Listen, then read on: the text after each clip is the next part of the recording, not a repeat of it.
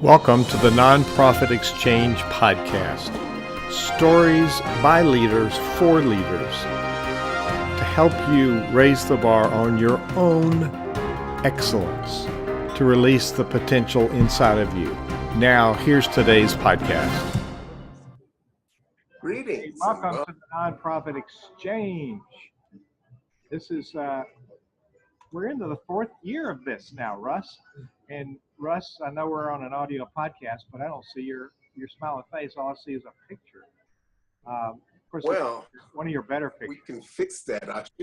I should be live. Let me There go you here. are. There you are. So I'm traveling today. I'm at a hotel in Orlando with some. We have a live audience here, and so we're going to be watching with bated breath, and we'll come in with a few questions. We do have a little background noise, so I'm going to mute myself. It's probably a popular notion with some people, but we'll mute our end so it'll be quieter.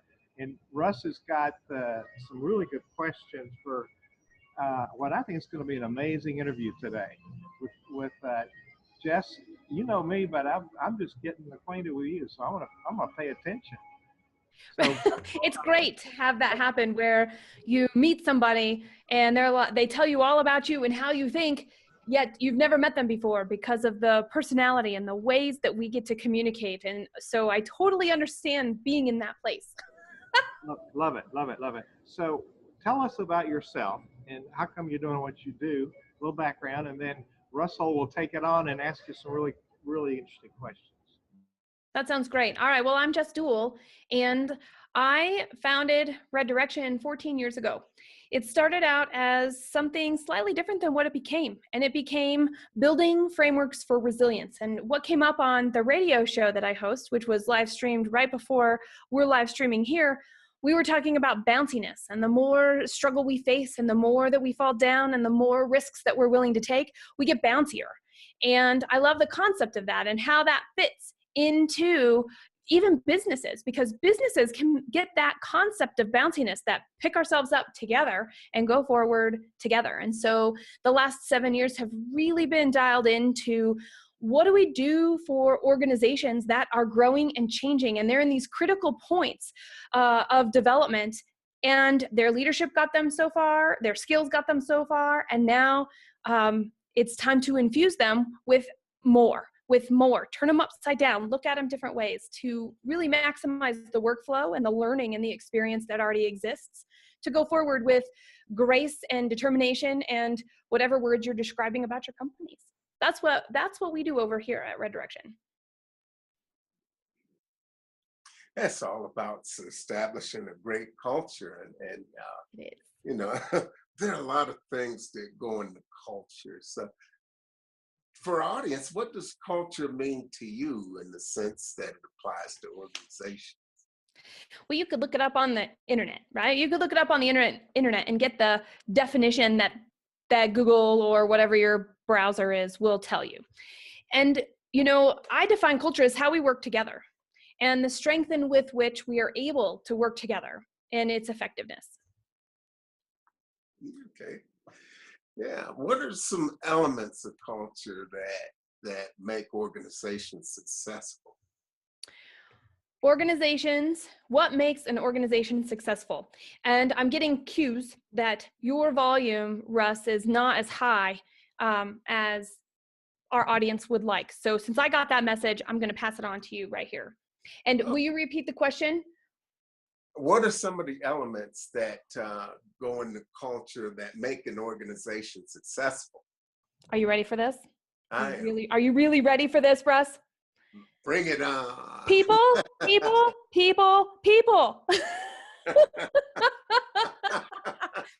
There might be a few more P's and we'll just replace them with people and people and people more, right? Right. Really, it's the culture. It's what do we look at? How do we react? And preferably, how do we respond? And then, of course, how are the other people that we're surrounding ourselves doing those things? And an awareness of the fact that we play off of each other.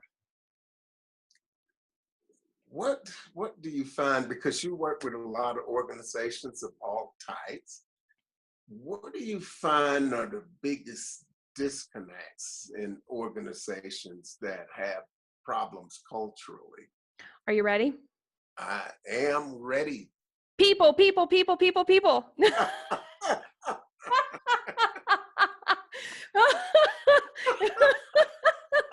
So really, we think we're doing one thing and we're being perceived as something different, right? There's a break in our communication.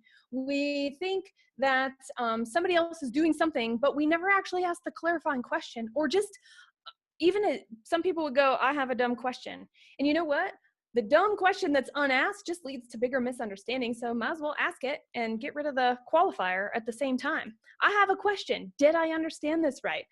And so when we're thinking about culture and we're thinking about how we work together as a team, we all have different reasons for being in the roles that we're at. And we choose to come, a wise man once told me, the people who work here choose with their own 2 feet every single day to come to work for us. And I thought that was really a fabulous thing, and understanding that everybody has a different reason for being here, to working together. And yes, we've all agreed to this goal. However, if we haven't created some sort of an awareness of how all of us fit into that end goal, we end up getting bumps and scratches and slowdowns and stalls and U-turns also. Let's look at that term rules. And my good friend, Dr. Hal Dibner, talked with me the last time I saw him. We were actually talking about rules at a Move People to Action event, and there are a lot of internal rules that each of us has that kind of shapes the way that we approach things and the way that we live. And I think these rules can become internalized in a culture with an organization. So what are some rules that you've seen have become part of the culture in organizations that have hindered your progress? I call those elephants in the room. The big elephants in the room. And one of the things that Red Directions programs are really good at is finding the elephants in the room, pointing them out, setting up a little station and inviting everybody to ride them. Okay. Break them. Just being aware of what elephants are in the room. So, and another word might be unwritten agreements. We've done it this way. It's worked all right. So this is the way that we do it. And whether that's the case or we're avoiding something, the elephants in the room, either way, when left unexplored, it can cause so many big problems. I've been part of a company that has imploded because of that, but I've also seen companies really, unfortunately, breed distrust and really feel fear around, am I actually safe in my role? Because of the unwritten agreements and the insecurities and the unknowns that they cause. And all that gets in the way of decision making, which really, when we're in business, that's the ultimate goal. Make decisions, and nonprofit or otherwise, make decisions, move toward an objective. Make decisions, move toward an objective. Hit those goals and those signposts along the way. I think that the way people view their work really impacts a culture. And when organizations get stuck, my experience is that a lot of people don't really like to be told what's wrong. At what point do you find that organizations have hit a place where they're just willing to have those hard conversations? How much does it generally take in your experience for somebody to reach that point? It really varies. Usually, I've witnessed some other outlying symptoms, if you will. So if we were to look at symptoms that you're on the way down that roller coaster and you're not sure if there's an up at the other side, is that everybody's tired. And and everybody's behind. They are unable to keep up with the things that they have going on, with the commitments that they have made, and it becomes a drag. And those are the types of things that allow us to miss other cues, and we're turned off from actually using our external perception, and it's only stuck inside here. And so anytime we have something where, and it can manifest other ways too, besides the I'm stuck or I'm overwhelmed or I can't meet my deadlines, people leave. I'm burnt out. People leave. This is not what I thought it was going to be. People leave. And then they are talking about how their experience, and they don't talk about their experience until they leave, and nobody inside knew, because there was a gap between each of the people, and there was seemingly, so quote unquote, seemingly to have a connection, but it was actually missing, or it had been broken. You know, a lot of our work focuses around leaders and how leaders interact and work with people. And a common problem is leaders that overfunction. Yes. They take on a lot of things rather than train people. They find that it's quicker to just do it myself than to explain to someone how to do it. Sometimes there's a fear of letting go of some control and trusting people to do it. But when you bring people onto your team, you hire people because they have skills, knowledge, and abilities that are going to serve you. They got talent, and letting people actually do what it is that they do is a little difficult for leaders. And so that can get ground into a culture. That creates burnout because you have a few high performers that don't necessarily make better leaders, and they're just trying to do things instead of spreading the wealth and delegating and building the leadership skills of other people. So we see that in nonprofits. Are you seeing that with in every organization? Yeah. Every organization is susceptible to that. And it's interesting because yes, we hire for skills, knowledge, and ability. Most of the time, in most processes for bringing people on, what's left out or what is not, doesn't have enough focus in that interview and onboarding process is what we mean when we say whatever we value. So if service to a specific group, serving an underrepresented group in some way, let's just say that. If somebody comes on and they have the skills, the knowledge, and the ability, but they're only using this as a stepping stone, and they're exactly what you want for the job, part of the conversation becomes, so we know that this is just a stepping stone on your path. So are you able to buy in? What do you like? Where are we disconnected on what we're doing while you're here? And do you understand with where you're going, how this actually helps you get there? And you know what? A lot of people don't want to face the fact that they're hiring somebody that's going to leave. However, if we bring it up in the conversation and we're talking about this and it's part of what we believe in, we know we're not going to do what we're doing forever. We know we haven't done what we're doing forever. We've all had different experiences in the past. So why not just put that on the table? And then it's never a surprise. And then so your performance reviews, your check-ins along the way, the conversations that we're having before and after and during meetings can still revolve around, what are we doing in this organization? What is our mission? And what is each of our parts in that while we're here? Because that type of collaboration is what's going to make somebody want to stay, but also it will prepare them to get them to where they want to go. And as leaders, as employers, anybody with staff, it is our job to embrace and to love and get that person where they want to go, because maybe this is the place, maybe it's not, but we can do really well for them, for us, for our community, for our donors, for the people that we serve, because of that small thing, having that type of a conversation up front. Well, it's all about Russell, we're having trouble hearing you. Okay, well, it's all about growth. That better? It's all about growth, and the conversation about values is important for both individuals and the organization to understand what it is that people want to get out of the relationship that you have. Mm-hmm. This is how you attract people to you, whether they're working for you or they're volunteering for you. They come to work as a staff member, they come to serve on your board. So it's having those congruent values that's going to drive the day. Mm-hmm. And the idea of growth is something that's fundamental to everything. And to get better at what you do, you increase that level of support that you get.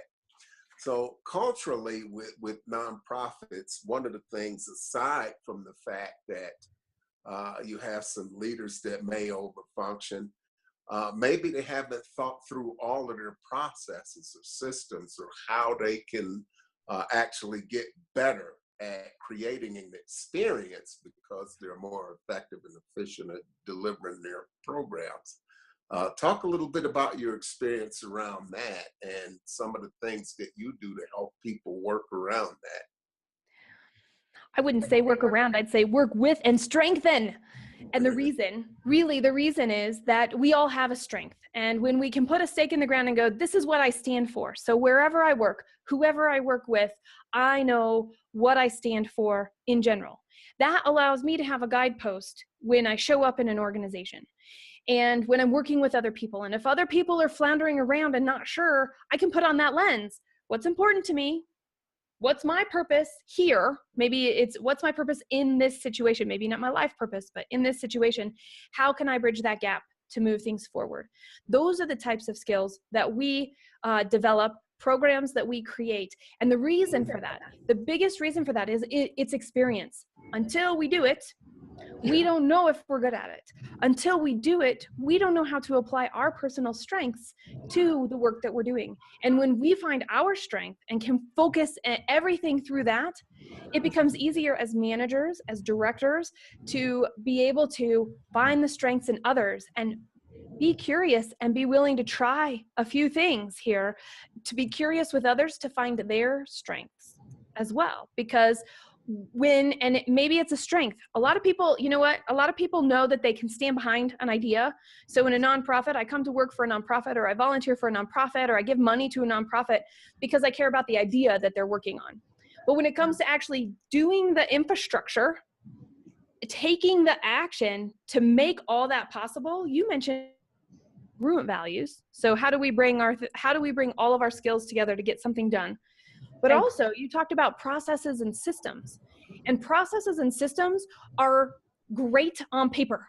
As soon as you add people to them, you add what they're thinking in that moment, you add what was their past, you add where their dreams are, and you add what's on their mind right now in this situation, right, which may or may not be those things that are most important to working on an organization to develop it. And so processes and systems are really impacted by all of the things that we care about, all of the things that we face. And I'm all about efficient systems, efficient processes. However, when we weave what we care about, how we do our work together here at this organization, allows us to then be able to have a deeper conversation, a quicker conversation, which improves efficiency in a whole different way than just pushing the levers of a process. How about a question from Florida? Yeah, Jess. Bring it.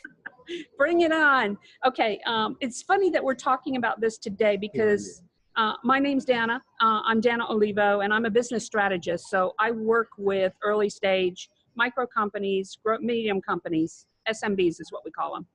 And I work on those processes, the systems, and things like that. But one of the things that was really fascinating to me, you were talking about the communication styles and hiring and things like that, and talking about skills and values and everything. One of the things that a lot of companies don't take into consideration when hiring are the behavioral and cultural characteristics that are inbred in the people that they're looking to hire, and making sure that those cultural characteristics match the organization.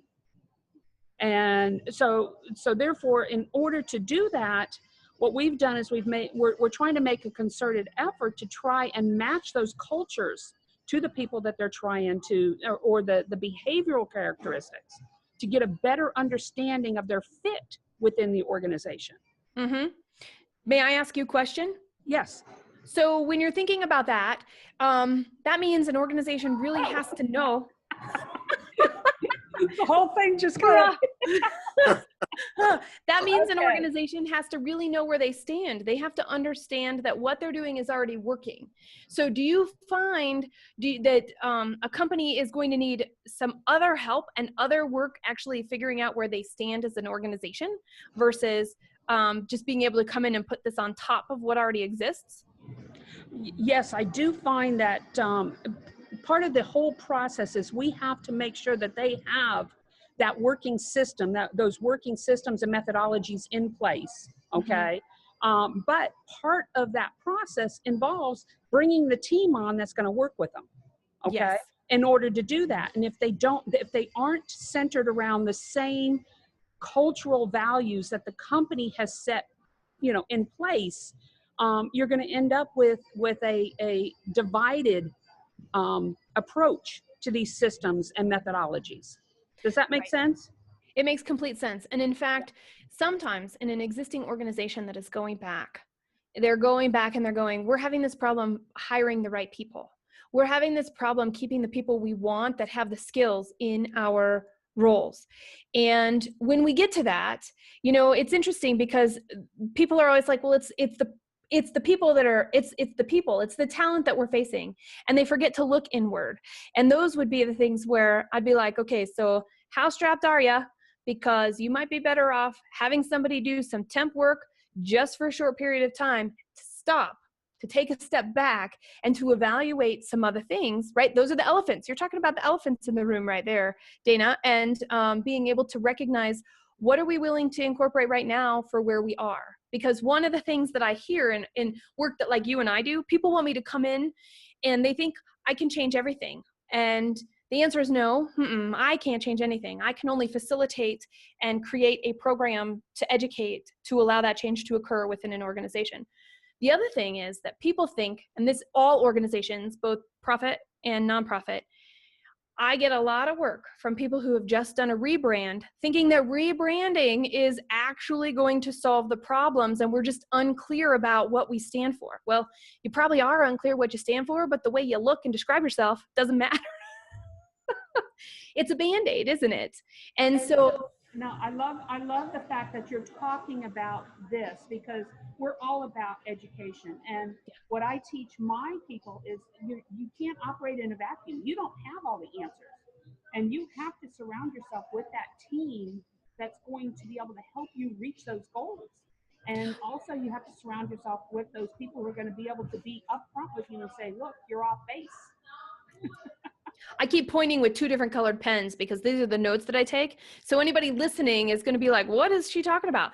I have two pens to take notes on every conversation that I have because there are things I want in one color and another color. And usually all my notes have been written on before with a third color. And so if I hold up pens at you, it just means I'm excited.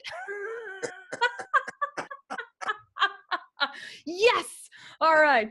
Nonetheless, I hear what you're saying, and you're right. It is about education. And you said something that made me think about a program that we have that we talk about, Think Time. This is a combination of words that think and time might be heard in the same sentence, but these are squished together with no spaces. Capital T, think, capital T, time. This is something that we do at Red Direction. We have a process. How do I, as the steward of this mission that we're on, whether it's an entire organization, whether it's a business unit, whether it's my particular role, how do I, in the stewardship of my position, have time to actually allow all the chatter to get out? Because all that chatter has to get out to have new creative thoughts. More importantly, think time, a lot of people are like, great. And I like a whole day. However, I don't use a whole day. I use a half day to get started, 4 hours, once a week for 4 hours, closing everything off. And here's how this system typically goes. I train this. I'm going to give you all the steps. You guys can play with it as much as you want. And that is, first is put it in the calendar, guard it fiercely. 4 hours, one time a week.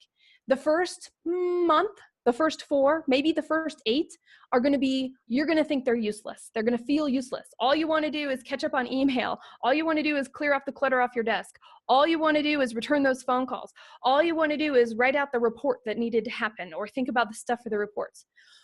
It takes some time, but after about, 8 to 10 sessions of 4 hours, all of a sudden you sit down. I remember this so clearly the first time I did this and I was like, this is going to work. This is so great. Is that you sit down and it's like, okay, I actually see the Red Direction vision. I actually see the actions that we're taking right now. And I can just experience what that looks like and have an idea of what problems we're facing right now, where we're doing really well, and then what are the things that we could be doing better or that we could be doing different. And when we have those things, when we have that space outside of our think time is when we go, so let's break it down into a problem. Do I have a problem here? What's that problem? Let's go through the 4 steps of problem solving. And then we can go, great. And then when we get to the options, right, we get to make a decision. And being confident in a decision comes from not running around ragged, not thinking or knowing we're never going to have all the information no matter how much we think about it, but we spent the time up front to decide what the decision was, what the problem is we're going to solve, and we're actually evaluating the path, not just a solution, it's the path to betterment, the path to what we want next. And the more we get to do that, okay, so that's that second piece, the more we get to do that, we get to practice those steps, the more confident we become in our decisions, and we can make them quicker. We can evaluate and get rid of options that don't work right now, because this, tell me this, Dana, and whoever's sitting next to you, Dana and Russ, when you're sitting here and you're looking at all these problems, you're looking at all these things that are going on, and you're like, I don't know, I could choose any one of them. I don't know what this means. We have too many options. Well, hey, you guys, does that happen to you occasionally, sometimes, all the time? Oh yes, even as a strategist, I find that I have to, take a step back and decide, okay, which one do I need to focus on right now, first of all? Yeah. And secondly, what is the fastest way to come into a solution? And by taking that step back sometimes and evaluating what is my talent? What is it that's my talent that can help me come up with that solution? Okay. And then if I can't find the talent within me to provide a solution, then I have a resource of people around me that I reach out to. And I'm not afraid to bring them in. You can't operate in a vacuum. You said this, our capacity as an entrepreneur only extends just so far. That's right. That's right. And this happens to be Jose Belen here, and he has a new nonprofit that he is starting called Mission Zero. Great nonprofit. So we happen to be meeting Hugh here so he can get some tips and learn and stuff like that. So he's you have any questions for her? No, it's actually been very informative. We've been around for about 6 months. Mission Zero is an organization dedicated to ending veteran suicide. I was a part of the initial invasion into Iraq in 2003. And since I was honorably discharged in 2005, I've been fighting severe PTSD and suicide for that time. And so every 80 minutes, there's a veteran somewhere in America committing suicide. So I took it upon, my wife and I took it upon ourselves to do whatever we can to make a difference. And so Mission Zero is hopefully one day going to zero out veteran suicide. So, we appreciate any support and like-minded individuals. So thank you guys. So they took the advice that you're giving, and everything is, they've been surrounding themselves with the people that can help them get this off the ground, rather than trying to do it all themselves. And Jess, you probably know more about me than I know about you, but I'm quite amazed at the synchronicity of what you're talking about. And I'm going to give it back to Russell. I hijacked his questioning here, but it's the synchronicity and what you're talking about and what we teach at Center Vision. This whole culture piece is the core of transformational leadership and how we empower leaders. So thank you for such a passion around this. Yes. Love it.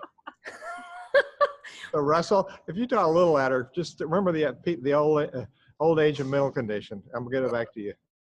Almost escaped without that this week. He loves that one. That's kind of his default thing. I don't know why, because it's not true. But yeah, he likes it. He entertains himself with that story. And so he's going to find out as he gets to spend more time around you and learn more about you, how remarkable you are. And we haven't known each other very long, but I love what you're doing. And what you're talking about is creating safe spaces and collaboration. Collaboration is something that I think people are slowly starting to get is a really important piece of everything that we do. It's about people. I had a mastermind this morning with other business leaders who were talking to me about helping me improve my business. And it doesn't matter how many people you meet. A lot of times there's that little piece of us that kind of resists. And so talk to us a little bit about how you help business people, nonprofit leaders, some of the tools that you use to help them face that inner resistance, because that's the one thing in organization, it's all about people. We've got this built-in resistance, and part of it is to change and some other things. Let's talk a little bit about how you equip people to deal with that inner resistance and what they should look for. Such a loaded question. There are like 212 ways, right? That's when water boils. 212 ways that we could start this conversation. And I think ultimately the point is that water will boil. And so if we resist long enough, we have no choice. Just like water in a pan on a stove, it doesn't matter how long you leave it there, it will eventually reach 212 degrees and boil. And so I feel like tools. So let's talk about tools. A lot of the tools that we teach are soft skills. And the reason we teach soft skills is because I could come up with a process just like all of the other processes out there. Some would be good and some would not be as good as the other ones that are out there. The thing is, we all work differently. And when we all work differently and we're thinking about how we do what we do, we don't give ourselves grace. And so we resist what our own strength is and how we work, right? I grew up, so we're going to go back and just use me as an example. I grew up every Sunday. There were 5 people in my family, 3 kids, 2 adults.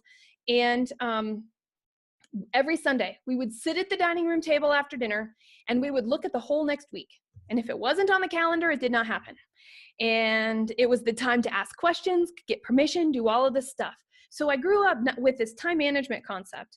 And I grew up with this concept of, okay, so we know who the decision maker is, the person who can drive. So if it doesn't fit in their calendar, can't work. So I have to make a really good case that my stuff gets to happen instead of my sister's. Okay. This happens in business. This same thing happens in business. We get together, whether we're using time management tools or not. It comes down to how persuasive are we? How passionate are we? Can we clearly communicate the beginning and the middle and the end of an idea to move it forward? And some people use time. So I'm really good at time and time blocking, and think time is a part of that. But I'm also really adept. And the programs that we teach around soft skills is also energy management, because we can only scale so much. We can only scale so much with one person. Each person can only scale so much. So the whole purpose of being in an organization is to be able to understand, what is my purpose? How do I leverage my time? What is their purpose? How do we leverage their time? And have a good time doing it and enjoy being together. And you mentioned the word collaboration in there. And I think collaboration really fits in a lot of different ways here, because we're talking about, and by the way, everybody who thinks collaboration, okay, I got to totally stop what I was going to say and talk about collaboration. I have a bad taste in my mouth when somebody says collaboration, because I remember and we all can do this. I remember a time I was on a collaborative cross-functional team and I did all the work. Now you know now you know you're a driver. You're going to do what it takes, right? So we have to let that go. Those of us who are feel that way, and other people are like, ooh, collaboration. I just give ideas, and I don't have to do anything. Just let me be an idea machine. Well, that only works to a point too. And then there are the people who will take different kinds of action and throw in, some of us would call kinks in the wheel, but they're actually trying to help make it better, right? They're poking holes in it. Can we get this to the point we are seamless, that we have something that will stick, that we can all agree on? And so those people are really necessary too. And when we embrace, not everybody does well, not everybody thinks well, and not everybody wants to be the devil's advocate, then we get to go, hey, we need everybody. We can do this in a different way, and we can have a conversation. And collaboration starts with a conversation. What are we doing? What can our parts be? And how can we move this forward together? Jess, you've opened up a lot of topics, and I know, right? You're in here because Russell invited you, and I have to work hard so I can keep up with him. He's a smart dude. What I'm going to throw out here is I'd like to take a couple of these themes and come back around and dig into some of these themes a little deeper, because you've got a whole lot of stuff to unpack here. And we're coming to the end of we're coming to the top of the hour for this particular show, and I want to talk about the sponsor moment here that makes it possible, and then give you a chance to wrap people's heads around some of the major themes that you want to leave us with, and then we'll let Russell close us out. Does that sound good for you guys? So Russell's been really diligent in helping us pull this together today with a whole lot of odds, technology and otherwise. So we have sponsors because it helps us provide free resources to those who really can't afford to pay high prices for content. So we make a lot of things available, one of which is Nonprofit Performance Magazine. New issue hits the streets this week. It's about social media. And, sometimes we don't know how to use it, so it works against us. Also, right now, we've launched the new online community for community builders. It's synervisionleadership.org. If you're on this and you're looking at our logo, you know how to spell Synervision. It's synergy and vision truncated, and this is the power of ensemble. So synervisionleadership.org. Join it. You can start for free, and you can collaborate with nonprofit leaders everywhere. And we've got a whole lot of really good stuff planned, but we need to get everybody in there. synervisionleadership.org. That site was just launched by one of our sponsors, rockpapersimple.com. It's not just a pretty website, it's a functional platform for people to communicate. rockpapersimple.com/Hugh. And there's some special offers for people listening. So Jess, how would you like to wrap up this and leave, what's the profound thought you want to leave people with before Russ closes out this great session? All right, we just upped the ante. The most profound thought you want to leave us with, Hugh. So there's no low bars here, everybody. I've listened to a few of these in preparation for this conversation. And of course, I know Hugh, and I know Russ, and there's no going back. There's only forward. And I think that that's really a key piece of what culture and what we're talking about when we're talking about all these elements of culture, is that we're always moving forward. We can embrace it. We can resist it. Either way, it's coming. And we can make it more fun. We can make it more effective, and we can serve more people when we get out of our own way and we recognize ourself and how we can show up and invite others to continue to join our party. Great stuff. And that is really important. I mean, any conversation with what's happening with anything that I touch has to start in the mirror, because that's the X factor. That's the one thing that I can actually do something about. And the willingness to actually look at where we are as individuals energetically makes a big difference. We can find some compassion for ourselves in there, and we can find it for other people and put ourselves in their shoes and say, how can we create an experience? How can we get to the larger goal? What are the things we need to put on the shelf to make this thing work the way it was built to work? And that's really sort of where it starts.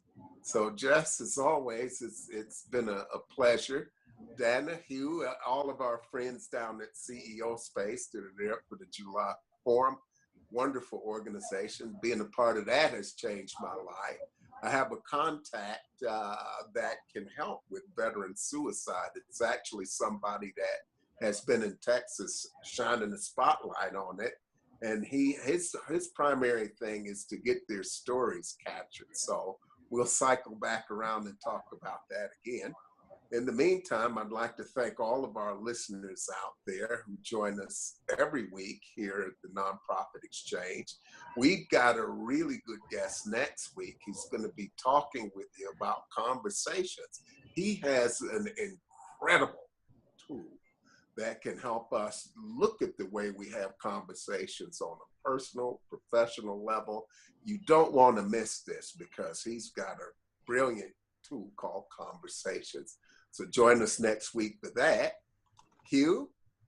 Thank you, Russ. Thank you, Jess. It's been a great session. Thank you so much.